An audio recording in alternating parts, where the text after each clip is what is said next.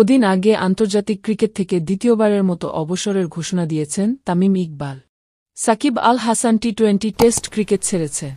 তবে তার bowling action নিয়ে প্রশ্ন ওঠা এবং সম্প্রতি অন্যান্য ইস্যু নিয়ে মনে হচ্ছে না ওয়ানডেটাও খেলতে পারবেন সাকিব। সে হিসেবে বলা যায় দুজনেই এখন বাংলাদেশ ক্রিকেটের সাবেক। জাতীয় দলের জার্সিতে দুজনের একসঙ্গে মাঠে নামার সম্ভাবনা নেই।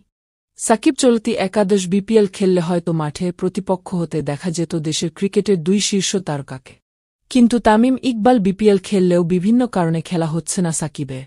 তবে দেশে না হলেও বিদেশে প্রতিপক্ষ হিসেবে দেখা হচ্ছে সাকিব ও তামিমে। অবসরপ্রাপ্ত তারকা ক্রিকেটারদের নিয়ে টুর্নামেন্ট লিজেন্ডস লিগে খেলবেন দুজন। আগামী 6 ফেব্রুয়ারি থেকে টুর্নামেন্টটা শুরু হবে ভারতের রায়পুরে।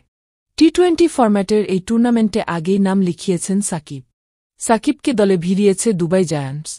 অবসরের পর তামিমকে দলে ভেড়ালো বিগ বয়েজ। বিষয়টি নিশ্চিত করেছেন তামিম নিজেই। লিজেন্ডস লিগের ফেসবুক পেজ থেকে প্রকাশিত এক ভিডিওতে তামিমকে বলতে শোনা যাচ্ছে, রোমাঞ্চের সঙ্গে জানাচ্ছি লিজেন্ড 90তে আমি বিগ বয়েজদের হয়ে খেলতে যাচ্ছি। 6 থেকে 18 ফেব্রুয়ারি পর্যন্ত আমাকে এবং অন্যান্য ক্রিকেট লিজেন্ডদের সরাসরি খেলতে দেখুন রায়পুরে। বিষয়টা লিজেন্ডারি হতে যাচ্ছে, দেখা হবে। তামিমের দল বিগ বয়েজে অন্যান্য ক্রিকেটারদের মধ্যে আরও আছে Chris Gayle, Tillakaratne Dilshan, Herschelle Gibbs, Abdur Razzak, Upul Tharanga, Matt Prior, Varun অ্যারনরা।